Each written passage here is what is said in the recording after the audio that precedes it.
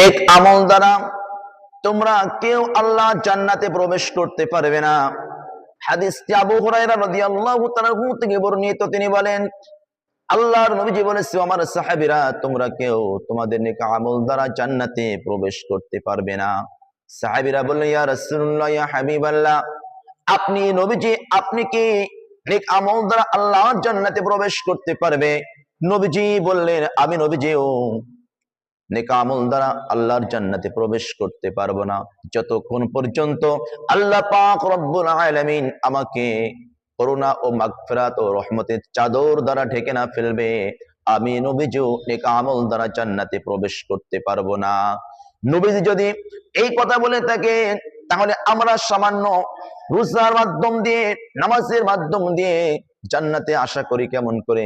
এজন্য বেশি বেশি আল্লাহর কাছে ক্ষমা চাইতে হবে।